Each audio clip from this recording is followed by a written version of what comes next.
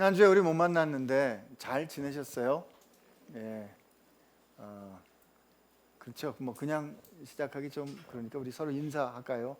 잘 지내셨어요? 예. 샬롬. 예. 샬롬. 예. 예. 감사합니다. 다음 주부터 이제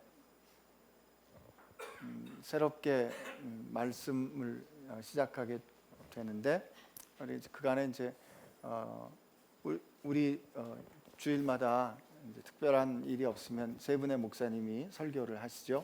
누구? 조 목사님, 김 목사님, 그리고 저 이렇게 합니다. 그래서 전에 우리가 이제 요한계시록을 같은 본문을 가지고 이 세 목사님이 설교를 했잖아요.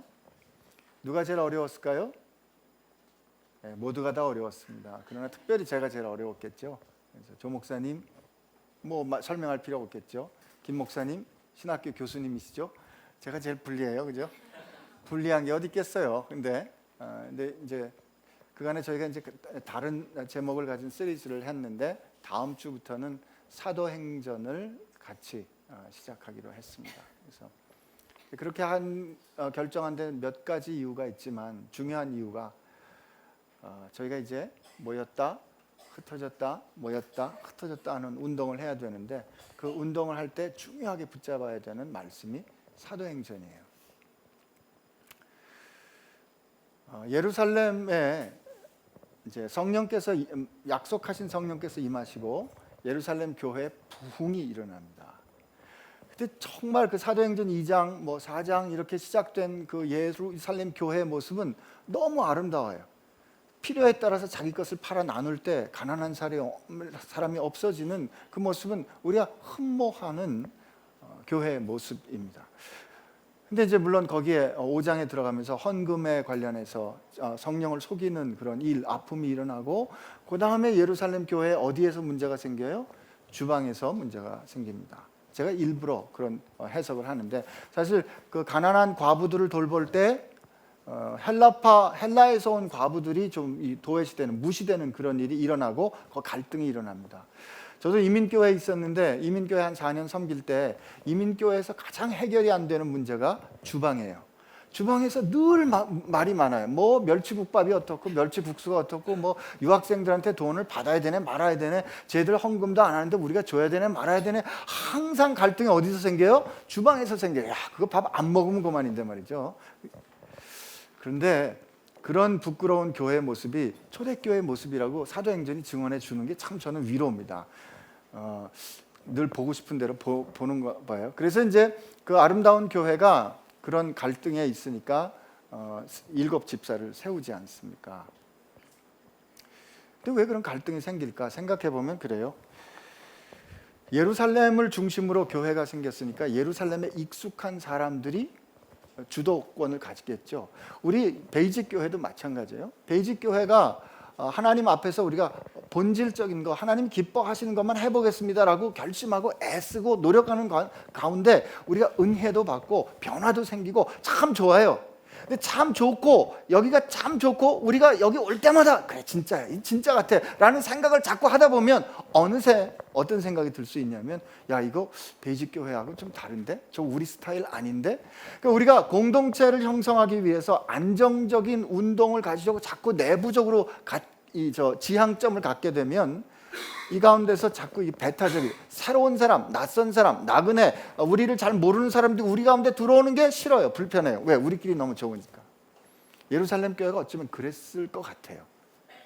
그러니까 하나님이 어떻게 하세요? 이런 우리끼리 좋은 거는 말이죠. 웬만한 변화 가지고는 절대로 못 넘어섭니다. 그게 너무 좋거든. 너무 편하거든. 그러니까 하나님이 어떻게 하세요? 그 교회를 들어서 박살을 내시죠. 뭐로? 핍박으로, 환난으로. 어쩌면 하나님 이럴 수가 있어요. 하나님 계십니까 안 계십니까 하는 하나님의 통치에 의문이 나는 정도의 강력한 환난과 핍박이 일어나므로 이 교회가 산산이 흩어집니다. 근데 이 산산이 흩어질 그때 생명을 가진 사람들이기 때문에 가는 곳마다 복음을 전해요. 그래서 사마리아에 전해지고 그래서 이디오피아 내색에 전해지고 그래서 복음은 벽을 넘어 다른 사람에게로 증거되는 거거든요. 우리가 우리끼리 너무 여기가 좋사오니 하면 하나님께서 우리를 흩으실 거기 때문에 교회 깨지면 아프잖아요. 그러니까 우리가 운동하는 거예요. 그래서 뭇별하는 거고, 그래서 아마 내년부터는 뭇별이 자주 있을 겁니다. 적어도 한 달에 한 번은 있을 거라고 생각이 돼요. 편만한 하나님의 임재를 여러분과 저희가 같이 느껴야 돼요. 그래서 우리랑 다른 사람들을 어떻게 우리가 품을 것인가 하는, 이럴 때 우리가 반드시 붙잡아야 되는 말씀이 사도행전이고, 그 말씀을 우리 같이 나누게 되고, 그 공동체를 같이 이렇게 쭉 이제 여러분들이 만들어 가게 되고, 그렇게 공동체들은 우리끼리 모여서 예배하는 것만에 그치는 게 아니고, 이 여러 곳곳에 아픔과 필요들이 있을 텐데, 그 아픔과 필요들에 그럼 우리가 이제 구체적으로 대답을 내는, 그 필요들을 채워가는 그런 운동을 이제 우리가 할 거라 이 말이에요. 그 일을 위해서 이제 우리 사도행전을 같이 읽어가는데, 오늘이 서울에서 새 예루살렘을 살다라는 시리즈의 마지막인데, 마지막은 항상 좀 정리가 필요하지 않겠어요? 그래서 오늘 정리하는 그런 말씀 한번 같이 나누려고 합니다. 서울에서 여러분과 제가 지금 새 예루살렘을 살아야 되잖아요. 우리는 이중국적자예요. 서울에서 새 예루살렘을 사는 것은 첫째로 오늘 읽은 본문 말씀에 의하면 하나님의 영의 인도하심을 받는 삶이에요. 우리 한번 8장 14절 말씀 한번 같이 읽습니다. 시작. 무릇 하나님의 영으로 인도함을 받는 사람은 곧 하나님의 아들이요. 우리 힘으로 절대로 새 예루살렘 살기가 어려워요. 하나님의 영으로 인도하심을 받아야 돼요. 이 자리에 오신 분들 대부분이라고 믿어요. 대부분이 다 예수님을 구주로 고백한 분일 겁니다. 그죠? 네. 예수님을 고백한 분들 여러분 모두가 다 성령 세례 받은 줄로 믿습니다. 아닌데요, 좀 방언 안 했는데요. 성령께서 예수님 말씀하시죠. 누구든지 하나님의 영이 아니면 거듭 태어날 수가 없어요. 예수 그리스도의 영이 아니면 예수를 구주로 고백할 수 없거든요. 물과 성령으로 거듭나야 우리가 하나님의 자녀 될 수 있기 때문에, 우리가 주님을 고백할 수 있게 된 것은 성령께서 우리 가운데 오셨기 때문에 그래요. 우리가 예수님의 자녀로 하나님의 백성으로 들어가는 거, 이게 성령께서 그렇게 해주셔야 들어갈 수 있고, 우리가 그 안에 힘있게 머무르는 게 은사를 통해서 발현되는 거란 말이죠. 근데 우리가 이 새 예루살렘을 사는 건 이렇게 성령께서 이끌어 주시는 삶에 인도하는 삶인데, 오늘 로마서 8장의 앞에 보면 이렇게 돼 있어요. 8장 우리 5절 6절 한번 읽어보겠습니다. 시작. 육신의 일을 따르는 자는 육신의 일을, 영을 따르는 자는 영의 일을 생각하나니 육신의 생각은 사망이요 영의 생각은 생명과 평안이니라. 지금 보니까 성령이 이끄시는 삶이 그럼 뭔데요? 라고 질문을 할 때, 성령이 이끄시는 삶을 산다는 것은 우리가 영에 속한 사람으로, 영을 따르는 사람으로 하나님에 관한 생각, 영에 관한 생각을 하는 거예요. 그럼 영에 관한 생각을 한다는 게 무슨 뜻일까? 우리 이때 영적이라는 것 다시 한번 생각을 해봐야 됩니다. 영적이다라는 것은 하나님과 우리와의 관계가 올바로 회복될 때 비로소 우리는 영적이 돼요. 그 거짓 영성은 말이죠, 우리가 생각하는 어떤 초자연적인 현상을 자꾸 영적이라고 속이는데, 귀신들도 그런 거 흉내낼 수 있어요. 여러분과 제가 영적인 사람이 됐다는 것은 하나님의 숨이 들어갈 때 비로소 생명이 되었다, 비로소 살아있는 존재가 되었다는 것처럼, 우리가 성령께서 우리 안에 계실 때 우리가 하나님과 바른 관계 가운데 들어가게 되고, 그게 영적인 거예요. 성령께서 우리 가운데 오시면 우리가 말씀을 기억하게 하고, 말씀에 따라 살아갈 때, 말씀이 내 삶 가운데 이루어질 때 우리가 기쁘고, 우리가 언제 슬프고 언제 근심하게 돼요? 하나님의 말씀은 이렇게 말씀하시는데, 하나님은 이걸 원하시는데 내 삶이, 내 육신의 소욕이 그렇게 살지 않고 하나님의 말씀과 다르게 살 때 우리가 근심하게 되고 슬프게 되고 번민하게 되는 이렇게 되는 이 우리의 삶의 모습이 지금 이게 성령께서 이끌어 간다는 뜻이라 이 말이에요.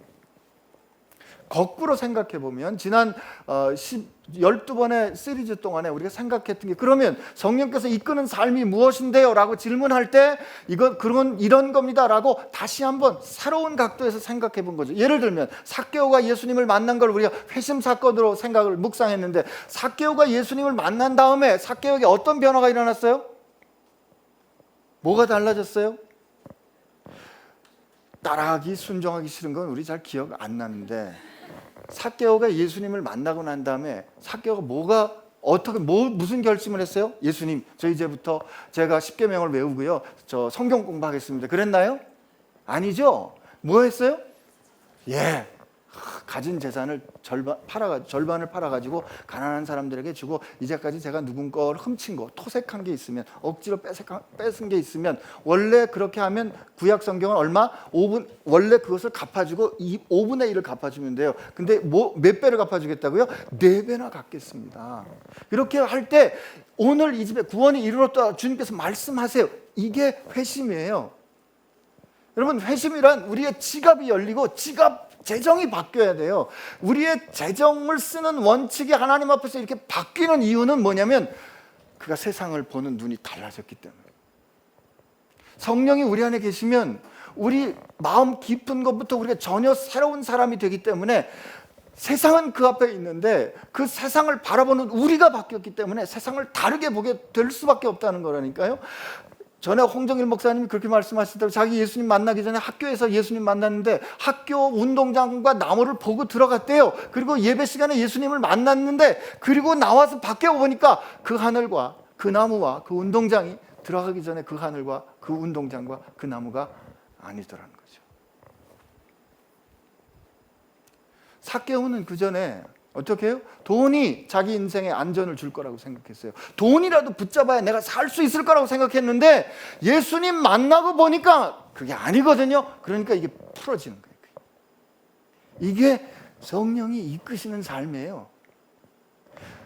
아브라함은 어떻게 했어요? 아브라함과 롯이 같이 만났다가, 내가 만약에 아브라함이라면 그랬을 때, 롯하고 같이 만나서 갔을 때, 처음에 가난할 땐, 양들이 얼마 안 됐을 땐 둘이 오손도손 잘 살았죠. 그러나 양들이 많아지니까 아브라함의 목자와 롯의 목자 사이에 싸움이 일어났어요.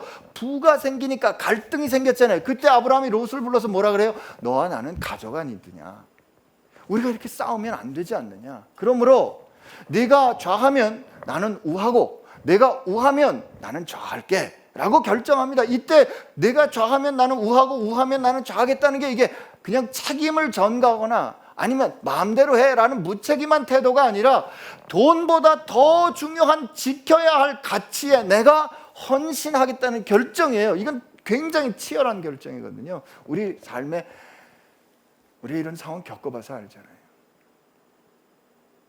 이게 성령이 이끄시는 삶이에요. 이게 성령이 이끄시는 삶이에요.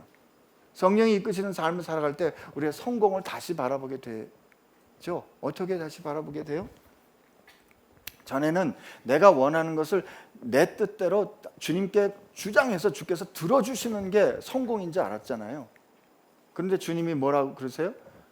아니, 그냥 내가 일하던 앞치마만 갖다 대도 벌떡벌떡 환자가 일어나는데, 죽었던 환자도 내가 기도하면 벌떡벌떡 일어나는데, 바울이 말이죠, 자기가 그렇게 그 육체의 가시 혹은 사단이 자기 몸을 이렇게 흔드는 것 같은 그런 자기 고민, 자기 아픔을 가지고 하나님 앞에 3번이나 간청하는데, 하나님이 뭐라고요?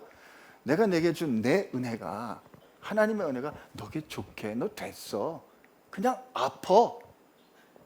그랬을 때 그가 감사함으로 그 상황을 받아들이고, 내가 약함을 통하여 하나님의 능력, 강함을 드러내는 이 상황을 그가 인정하고 받아들이는 것을 성공이라고 볼 수 있는 눈이 생기는 거, 이게 성령이 이끄시는 삶이에요. 그래서 우리가 교회 건물 짓지 않기로 결정한 겁니다. 더 넓은 곳에 가서, 더 넓은 장소에 더 많은 사람들을 모을 수 있겠죠. 그러나 그렇게 하는 것이, 우리가 능력이 있고 우리가 헌금을 하자 치면 할 수도 있겠죠. 될 수 있을 것 같아요. 그러나 그럼에도 불구하고 하지 않는 이유는 뭐겠어요?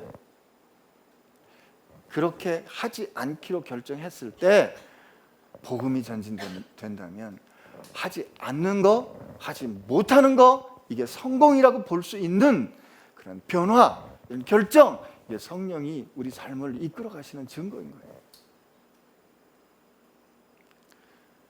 지난 우리가 이 말씀을 쭉 돌아오면서, 그러니까 어쩌면 왜 그렇지 하는 것들을 다시 한번 굳이 일부러 돌이켜 보려고 애를 썼던 그런 거를 제가 다시 한번 말씀을 준비하면서 보게 됐어요. 우리가 하나님의 나라라면이라는 말씀을 나눌 때는 하나님의 나라, 그 밭에 감추인 보화를 생각할 때 우리가 이렇게 생각하기 쉽잖아요. 농부가 밭을 가는데 이게 자기 밭이 아니 소작농이었잖아요. 그죠? 소작농이 밭을 갈다가 보화를 발견해서 그걸 다 팔아서 그 밭을 사는 이걸 보고 우리는 되게 어떻게 해석했어요? 그런 것처럼 우리 열심히 일해서 열심히 구하고 보화를 발견하면 우리 가진 거 다 팔아서 그렇게 하나님 앞에 올인하는 태도로 우리 이해했지만, 여러분 이게 하나님의 나라에 대한 비유라고 생각했을 때 우리가 가진 것을 다 올인하면 하나님의 나라 우리가 될 수 있냐 이거죠? 안 되거든요. 내가 가진 거 다 팔아도, 내가 가진 걸 다 주어도 우리는 하나님의 나라 될 수 없어요. 그렇다 그러면 이게 하나님의 나라의 비유라 그럴 때 하나님의 나라 비유를 종합적으로 해석을 하려면 요한계시록을 봐야 되는데, 요한계시록에 뭐라고요? 어떻게 하늘에서 찬양이 있었어요? 그가 자기 피로 백성들을 사서 그들을 하나님 앞에 하나님의 백성으로 드리고 그들을 나라와 제사장 삼으셨다 그래요. 하나님께서 우리를 하나님의 나라로 만드셨어요. 어떻게 해요? 주께서 자기 생명을 다 주어서. 그러므로 이 밭에 감추인 보화는 주님께서 자기 생명을 다 주어 우리를 사시는 것을 뜻하는 거라면, 여러분 이렇게 볼 수만 있단 말이죠. 여러분과 제 삶이 소작농과 같은 삶일 수 있잖아요. 정말 내가 이거 다니고 싶어서 다니는 거 아니다. 내가 아무리 노력해도 나는 어째 흙수저와 같은 삶의 환경을 벗어날 수가 없다. 내가 정말 먹고 사는 것만 아니라면 내 당장에 때려치고 싶어 하고 하는 그런 생각이 드는 이런 소작농과 같은 상황일지라도 하나님께서 이렇게 별 볼 일 없는 나를 귀히 여기서 당신의 생명을 다 주어 주님께서 나를 사신 그 하나님의 나라가 되었다면, 나는 그 내 소작농과 같은 삶의 환경 속에서도 여전히 보화와 가치를 발견할 수 있지 않을까. 이게 성령이 이끄시는 삶이에요. 금수저가, 흙수저가, 다이아몬드 수저가 그런 거에 상관없이 나는 여전히 하나님 보시기에 귀하다라고 볼 수 있도록 내가 진짜 그렇게 인정이 되는가 하는 거죠. 그렇게 인정이 되면 말이죠, 어떤 변화가 일어나요? 세상은 참 크고 세상은 참 단단하고 세상은 굉장히 전혀 흔들릴 것 같지 않은 시스템으로 세상이 움직인단 말이에요. 근데 그 움직이는 세상이 하나님의 뜻에 따라가지 않는 것 같을 때 우리가 어떻게 해요? 내가 그러므로 이 시간에 하나님의 뜻에 맞는 결정을 내가 한다고 해서, 지금 내가 뭔가 어떤 결정을 가지고 내가 헌신한다고 해서 저 단단한 세상이 변하겠어? 안 변해.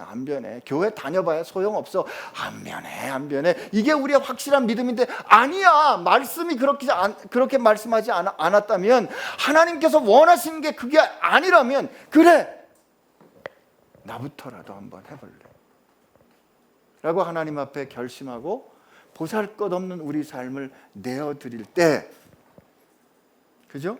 오병이어가 주님 손에 들릴 때 아무도 생각하지 못했던 그 폭발이 일어나는 것처럼 여러분과 제 삶이 보잘것없는 삶이라도 할 때, 그러나 이것이 주님 손에 들리면 이 세상에 하나님의 영광을 드러낼 수 있는 그 결정적인 덩어리, 이걸 임계질량이라는 제목으로 같이 나눴었잖아요. 여러분과 제 삶이 그런 결정적인 덩어리가 될 수 있음을 인정하는 거. 그래서 그 인정함에 따라서 저 거친 세상을, 전혀 변하지 않을 것 같은 세상을 향해서 오늘 하나님의 뜻으로 그 세상 앞에 당당히 서는 거. 그래서 그 말씀에 순종하는 거, 이게 성령의 이끌리는 삶. 결과는 그분이 책임지십니다. 그렇게 살다 보면 억울한 것 같아요. 그렇게 살다 보면 손해보는 것 같아요. 내가 열심히 일했는데 어쩌면 내가 열심히 일한 거 다른 사람이 저렇게 가지고 가나. 하나님, 내가 이렇게 열심히 일했는데 사람 어쩜 이렇게 저를 몰라주나요? 하나님, 도대체 너무하지 않습니까? 라는 생각이 들 때마다 심지어 어떤 사람들이 그럴 수 있잖아요. 야, 너 그렇게 살지 마라. 너 그렇게 바보같이 살아. 너 네 거 좀 챙겨. 그럴 때 우리가 그럴 때 누구를 생각해야 된다 그랬어요? 그때 주님께서 이상한 칭찬하셨던 거 우리 같이 말씀 나누면 기억나세요? 주님 발 앞에 와서 울면서 옥합을 깨뜨렸던 그 여인 말이죠. 그 옥합이 얼마라고요? 300데나리온이라고 그랬잖아요. 그 오병이어하고 같이 연결해서 봤을 때 그 2만 명쯤 되는 사람 먹였던 그 빵값이 200데나리온이라면 그 가치를 환산하면 한 1억 5천에서 2억쯤 되는 건데 예수님 발 앞에 지금 3억 원어치 향유를 그냥 쏟아 부을 때 그때 제가 권명철 목사님 뭐라 그랬잖아요. 권 목사님이 누군가 섬기기 위해서 3억 원쯤 되는 향유를 이렇게 쏠 때 제가 뭐라 그럴 거라고요? 권 목사 정신 차려. 지금 당신 뭐 하는 거야? 라고 말할 수 있는 그런 계산법이 우리의 자연스러운 셈법이지만 그때 예수님 뭐라고요? 놔둬라. 그죠? 내 장사를 준비하는 거라고 하셨을 때 우린 뭘 생각해요? 주님은 여러분과 저와 우리가 하나님 앞에 하나님의 자녀 되기 위해서 당신의 생명을 그렇게 깨뜨렸잖아요. 남김없이 이 세상이 주님을 우리를 향하여 부어준 그분의 사랑으로 가득 차도록 깨뜨린 그 주님의 사랑, 그 주님의 낭비, 그죠? 그 결과로 오늘 우리가 하나님의 자녀 됐다면 우리가 우리 삶에서 좀 손해 본다 생각될 때, 손해 본다 생각될 때마다 주님이 나 때문에 행하신 그 일, 사랑 쏟아 부어 주신 걸 생각하면서 다시 한번 주님 앞에 견디기로 결심하는 거, 이게 성령이 이끌리는 삶을 여러분과 제가 사는 거예요. 성령에 이끌려 산다는 것은 그러니까 우리가 자칫 착각하는 것처럼 어디 부흥회를 가고 어디 영성 수련회를 가가지고 전에 못했던 무슨 신비한 경험을 하고 쓰러지고 이런 어떤 특별한 현상을 성령에 이끌린다고 하는 것이 아니에요.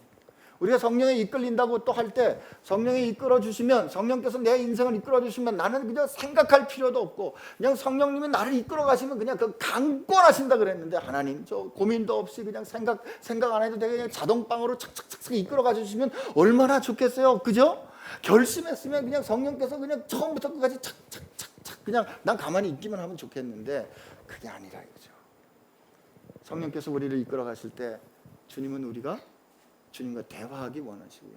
주님이 그 제자들 데리고 가실 때 제자들 부딪히고 깨어지고 하나님 말씀을 붙잡고 갔다가 깨어지고 실패하고 의심하고 다시 깨어지고 할 때, 그 깨어지고 실패할 때마다, 깨어질 때마다 내 안에 계신 예수 그리스도의 보배가 왈칵왈칵 흘러나오면서 내 깨진 그릇 사이로 그리스도가 채워지는 이 경험, 우리가 이 씨름하면서 같이 가는 이 경험, 이 삶의 자취들이 영의 성령에 이끌려가는 삶이라는 거기 때문에, 여러분 우리가 주일 예배 와서 이렇게 하나님 앞에 예배하는 이 순간만이 성령에 이끌려가는 것이 아니라 날마다의 삶 가운데 매일매일의 삶에서 이런저런 지지고 볶는 고민을 하는 그 과정이 바로 성령이 이끌어 가시는 거에 순종할 것인가 말 것인가를 결정하는 삶이에요. 그러므로 우리의 모든 삶이 다 거룩해 되는 거, 이게 새 예루살렘에 사는 그런 삶입니다. 여러분과 제가 성령의 인도하심에 따라 순종하는 삶을 사는 것, 이게 첫째로 새 예루살렘에서 사는 삶. 근데 오늘 말씀이 두 번째로 뭘 얘기를 해주시는가? 15절부터 우리 17절까지 다 한번 읽어보면 돼. 시작. 너희는 다시 무서워하는 종의 영을 받지 아니하고 양자의 영을 받았으므로 우리가 아빠 아버지라 부르짖느니라. 성령이 친히 우리의 영과 더불어 우리가 하나님의 자녀인 것을 증언하시나니, 자녀이면 또한 상속자 곧 하나님의 상속자요 그리스도와 함께한 상속자니 우리가 그와 함께 영광을 받기 위하여 고난도 함께 받아야 할 것이니라. 아멘. 두 번째로 새 예루살렘에 산다는 것은, 첫째가 성령의 이끌림을 받는 삶이고, 두 번째는 그러므로 하나님의 자녀로서 나아가 곧 하나님의 상속자로 사는 게 새 예루살렘 사는 거예요. 여러분과 제가 하나님의 모든 것을 합당하게 받아 누릴 수 있는 하나님의 자녀가 됐어요. 상속자가 된 거죠. 근데 우리가 이 상속자 됨을 설명할 때 너희가 무서워하는 종의 영을 받지 않고 라고 설명합니다. 그러면 우리가 새 예루살렘을 살 때 우리가 하나님 앞에서 또 세상 앞에서 살아갈 때 우리가 내가 정말 종의 영을 받은 사람으로 사는가 아니면 이 태도의 문제예요. 종의 영이란 뭔가? 종과 주인과의 관계는 어떻게 결정이 돼요? 일정한 계약이 있죠. 계약 관계가 있고 이건 종은 주인이 기대하는 일을 잘 해야 돼요. 그 일을 잘하면 그 일한 만큼에 대해서 보상을 줍니다. 그죠? 그가 일을 잘했을 때 그의 이 관계가 안전해요. 그리고 그가 그렇게 일을 하면 주인은 거기에 맞는 보상을 준다 이 말이에요. 그러니까 종의 영을 가진 종의 멘탈리티는 뭔가 하면 이런 거죠. 그래, 이건 거래적 관계예요. 세상을 거래로 사는 거죠. 당신이 내게 주는 만큼 내가 당신에게 일을 해줄게요.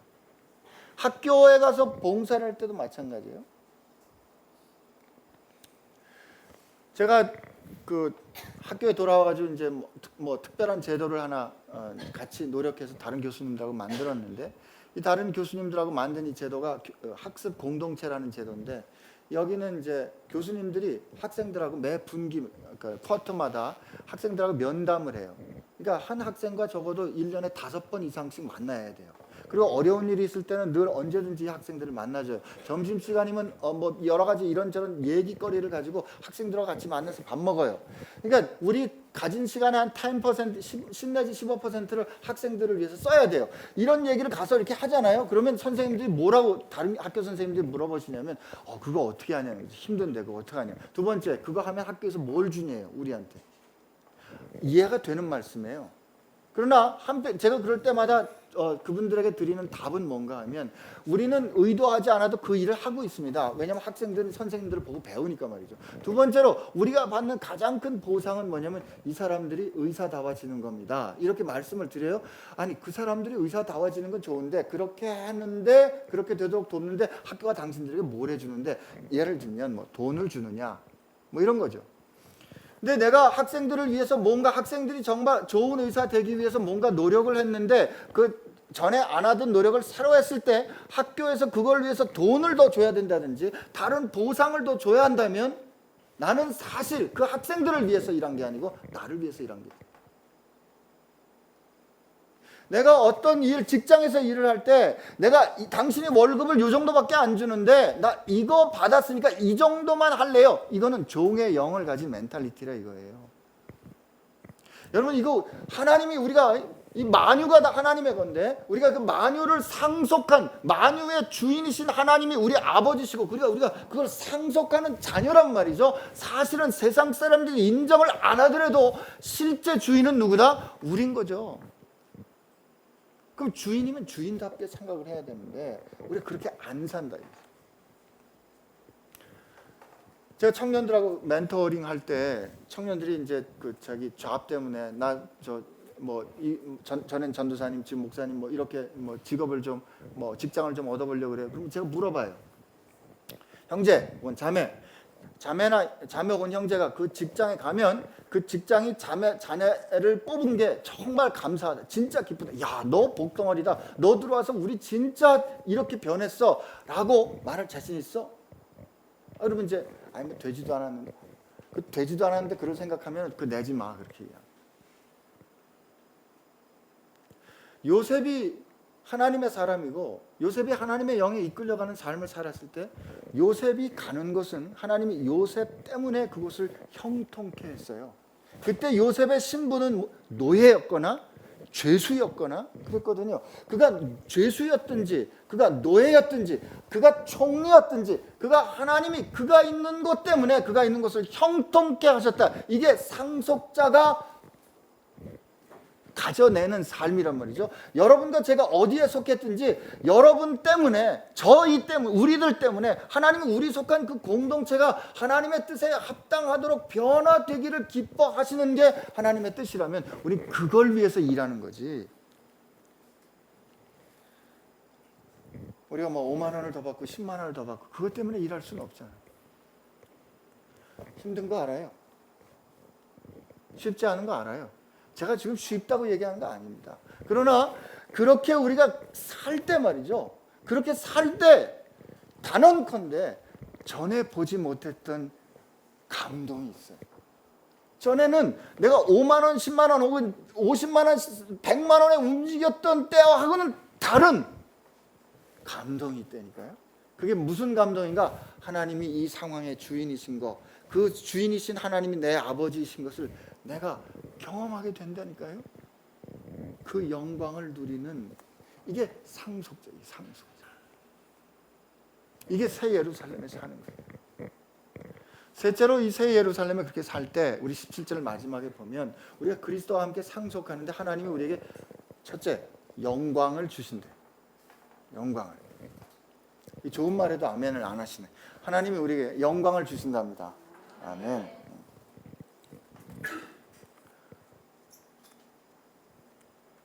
예수님 기도하실 때 예수님 기도하시면서 확실히 단언하셨어요. 우리 한번 찾아봅시다. 요한복음 7장에 17장.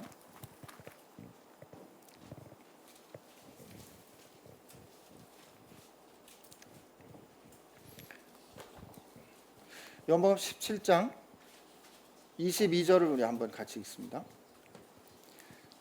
이 영광에 대한 거를 우리 좀 살펴보는데, 자, 22절 먼저 읽어요. 17장 22절 시작. 내게 주신 영광을 내가 그들에게 주었사오니 이는 우리가 하나가 된 것 같이 그들도 하나가 되게 하려 함이니라. 주님께서 뭘 주셨다고요? 영광을 주셨대요. 근데 주님이 앞서서 기도하실 때 보면 이렇게 돼 있어요. 9절부터인데요. 주님이 앞서서 기도하실 때 내가 그들을 위하여 비옵나니 내가 비옵는 것은 세상을 위함이 아니요 내게 주신 자들을 위함이니이다. 그들은 아버지의 것입니다. 제자들 놓고 지금 말씀하시는, 우리를 놓고 말씀하시는 거예요. 하나님, 이거 다 아버지 겁니다. 그리고 내 것은 다 아버지의 것이고 아버지의 것은 다 내 것입니다. 그런데 하나님, 주님 뭐라고 말씀하시냐면 내가 그들로 말미암아 영광을 받았습니다. 이때 영광을 받았다가 그릭 원래 말로 보면 완료형, 완료 시제. 끝났어요. 주님이 그들, 하나님의 소유된 그들을, 그런데 N이라는 전치사가 붙어 있는데 그들 안에서 혹은 그들을 통하여서 그들 때문에 영광을 주님이 받으셨다라고 선언하세요. 주님께서 우리에게 영광을 주시고 우리를 통하여 영광을 받으셨다라고 선언하시는데 그 영광은 그럼 뭔가 주님이 이 17장 기도의 앞부분에서 말씀하세요. 영광이 뭐냐면 아버지께서 내게 하라고 주신 일을 내가 다 이루어 아버지를 영화롭게 했습니다. 그렇다면 주님이 우리에게 주시는 영광 혹은 우리를 통하여 영광을 받으셨다는 말은 주님께서 우리를 위하여 예비하신 그 일을 우리에게 주실 것이고 우리가 그 일을 다 이룸을 통하여 영광을 받으실 거라는 거예요. 그래서 이 17장 기도에 보면 아버지 내가 그들에게 말씀을 주었습니다. 그 말씀을 하시는 거예요. 그 말씀을 주실 때 그 말씀을 읽을 때 우리가 하나님의 뜻을 알게 되고 그리고 그 말씀에 따라 순종하는 우리가 근심하게 되지만 우리의 근심이 변화의 기쁨이 될 것이고 주님이 내 기쁨이 그들 가운데 충만케 될 겁니다 라고 말씀하십니다. 여러분과 제 삶은 이 영광을 향해 가는 삶인 거예요. 새 예루살렘에 산다는 것은 영광스러운 삶입니다. 기쁘지 않으세요? 안 기쁘세요? 기쁘시죠? 억지로라도 기뻐하세요. 결정해야 돼요. 여러분 제가 이렇게 아멘 하세요. 그러면 이제 피드백 주는 분들이 그 자꾸 성도들이 자연스럽게 아멘 해야지. 자꾸 목사가 아멘을 강요하는 거예요. 그래서 물론 목사님들이 그 잘못 쓰는 거 있어요. 여러분 우리가 오늘 날씨 덥습니다. 그러면 할렐루야. 이거 아니에요. 그러나 우리가 마땅히 그러한 진짜 옳은 하나님의 말씀이 선포될 때는 아멘 해야 되는 거죠. 그때 아멘 안 하면 두들겨서 아멘을 시켜야 돼요. 찬양할 때 이런 생각이 들 때가 있어요. 나 지금 찬양할 생각이 안 들어. 난 느낌이 지금 오늘은 나 기분이 솔직히 아니야. 기분 안 좋아 오늘. 나 지금 남자친구하고 싸우고 와가지고 미안해. 꼭 이럴 때 자매를 예를 들어서 나 오늘 여자친구하고 싸워가지고 안 좋아. 나 지금 찬양할 기분이 아니야. 내가 이렇게 지금 찬양한다는 거 이거 하나님 앞에 거짓된 가식된 일이야라고 생각할 수 있어요. 그러나 여러분께 질문합니다. 하나님은 내 마음이 그렇다고 하더라도 하나님은 찬양받기에 합당하십니까? 합당하지 않으십니까? 합당하시죠? 그때 내가 그럴 때 하나님 내 마음의 상태가 이렇게 안 좋은데 하나님은 여전히 찬양받기에 합당하신 분이기 때문에 하나님 나로 찬양하게 해 주십시오라고 결심하고 하나님 앞에 찬양하는 순간에 찬양할 때 그 찬양 드림이 내 감정을 바꾸어 준다. 용서할 생각이 들어야, 용서할 마음이 들어야, 용서할 감정이 들어야 내가 용서할 수 있죠. 아니에요. 용서를 내가 주님께 어떻게 용서받은 걸 알고 용서를 결정해야 내 감정이 바뀐다. 여러분의 삶이 세계를 설렘으로 사는 여러분의 삶이 힘들고 어려워요. 세상을 거스르는 삶이기 때문에 힘들고 어려워요. 그러나 이 삶은 영광스러운 삶이라 이거예요. 아멘. 그렇지. 근데 여러분이 아멘을 쉽게 안 하는 이유를 알아요. 힘들거든. 그러니까 성경이 말씀해 우리가 상속자이기 때문에 영광과 더불어 고난도 받는 거지. 고난.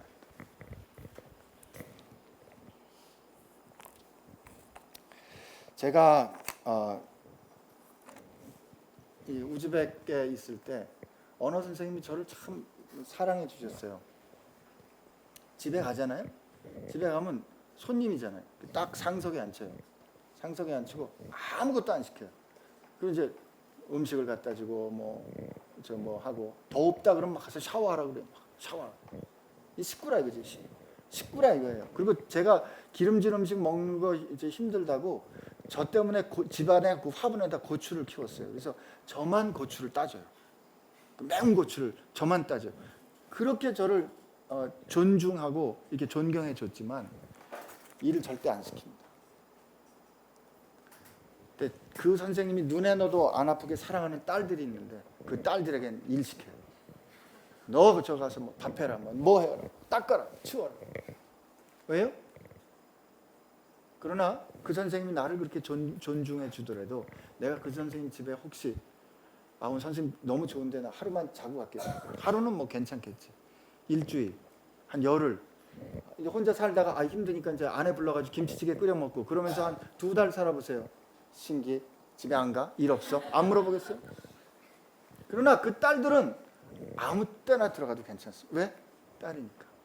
그러나 딸이기 때문에 굳은 일, 어려운 일 시키는 거예요. 왜? 믿으니까. 하나님이 오늘 우리에게 이 세상을 향하여 우리가 하나님의 자녀됐다 하는 것은 하나님 나는 받은 만큼 일할래요 하는 종의 멘탈리티가 아니고 하나님 저거 내 건데 하나님께서 우리를 믿고 맡기신 건데 하나님 그 하나님의 뜻대로 그 원래 목적을 꽃 피울 수 있도록 내가 애쓴다고 할 때 말이죠. 우리가 책임감을 느끼면서 살아갈 때 고난이 있지.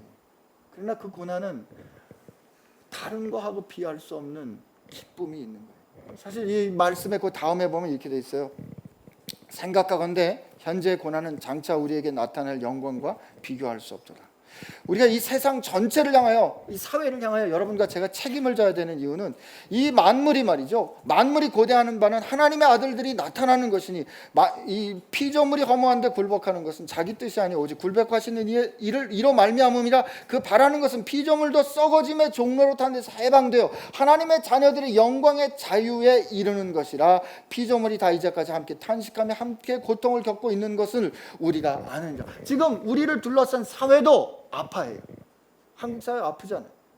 이 만물도 아파해요. 미세먼지니 무슨 더위니 이런 게 세상이 옛날하고 달라졌으면 아파한단 말이에요. 그런데 성경이 뭐라고 선언하는? 이 아파하는 사회가, 이 아파하는 만물이 고통 속에 있으면서 그들이 이렇게 있는 걸 원하는 것이 아니라 고통 가운데 해방되어 하나님의 아들들의 자녀들의 자유로움에 들어가기 그들도 원한다는 거죠. 이 만물도 리디임되기, 구속되기를 원하는 거예요.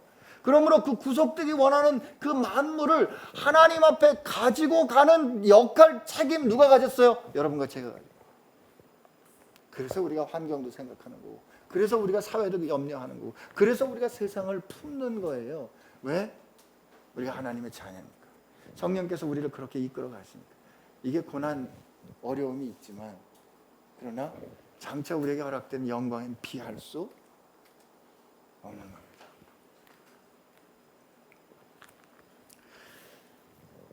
그런데 이렇게 새 예루살렘에 사는 거 이렇게 참 좋은데 알겠어요, 목사님. 참 좋은데 힘들어요.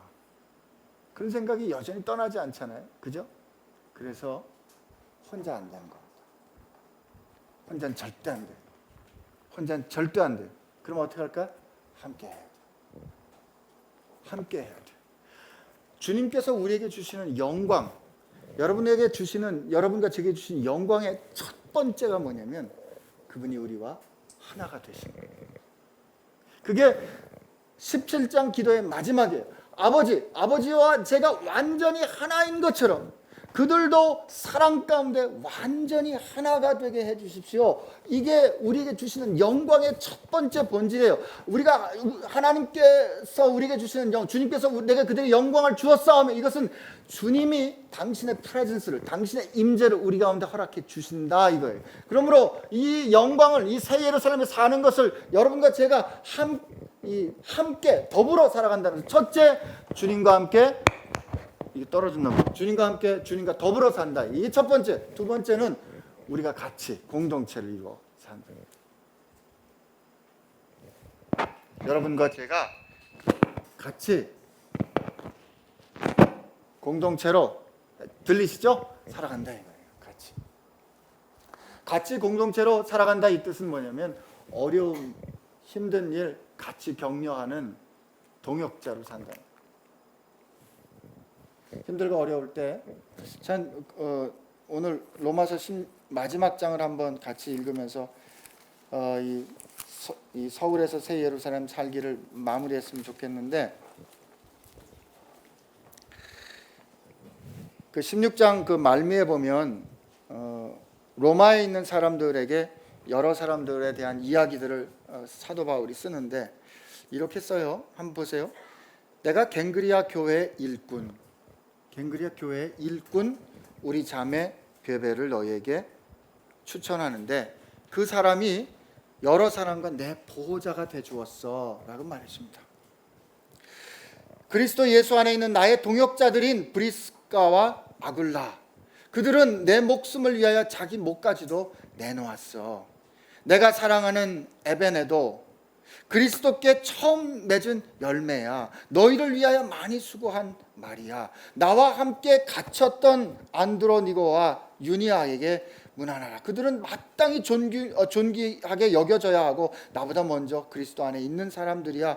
주 안에서 내가 사랑하는 암블리야, 그리스도 안에서 우리 동역자인 우르바나와 나의 사랑하는 스타그와 그리스도 안에서 인정함을 받은 아벨라에, 그리고 주 안에서 수고한 두루베네와 두루보사에게, 주 안에서 많이 수고하고 사랑하는 버시에게, 주 안에서 택함을 입은 루퍼에게, 그리고 나의 동역자 디모데.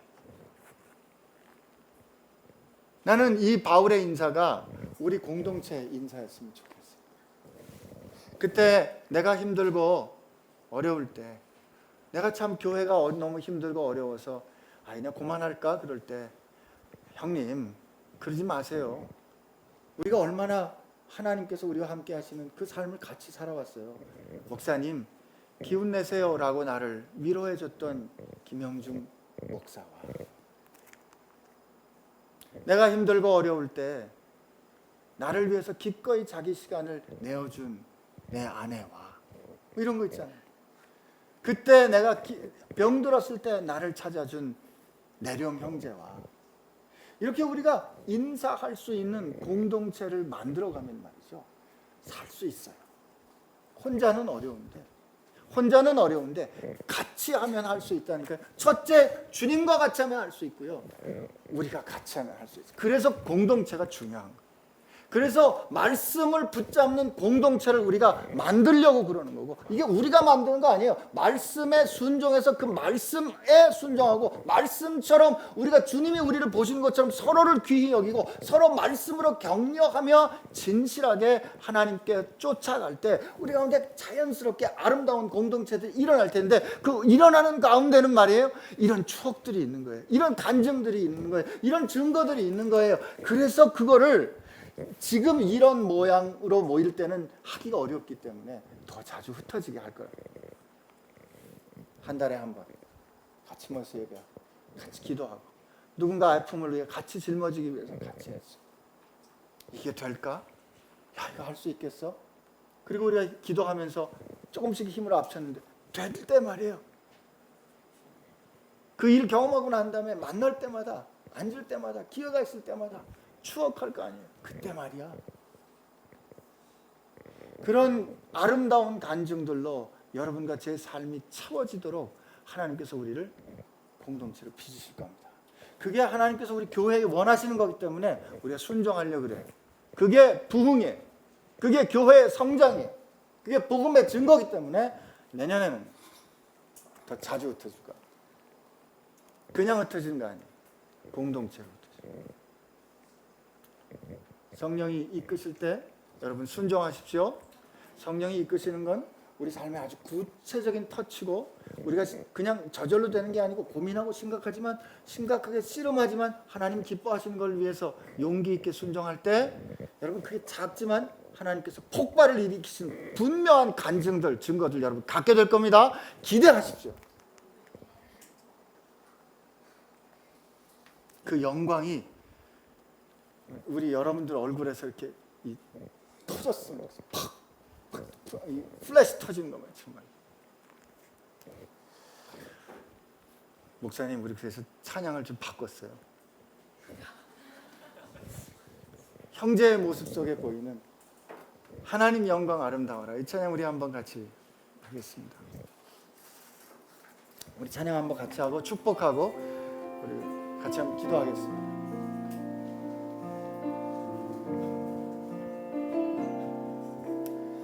자, 형제님들을 바라보면서 형제의 모습 속에 지금은 아빠를 봐야 돼. 하나님 형상 아름다워라. 존귀한 주의 자녀 됐으니 사랑하며 섬기리. 자매의 모습 속에 보이는 아멘. 자매의 모습 속에 보이는 하나님 형상 아름다워라.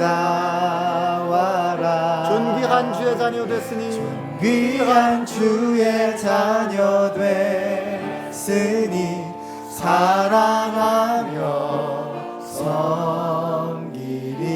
우리의 모임 중에 임하신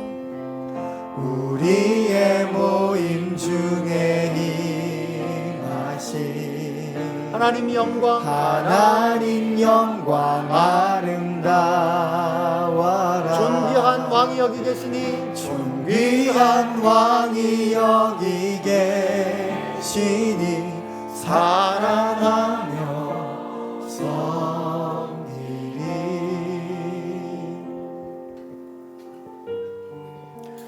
우리 하나님 앞에 한번 같이 기도하겠습니다. 하나님, 성령께서 이끄시는 대로 그저 순종하며 가겠습니다.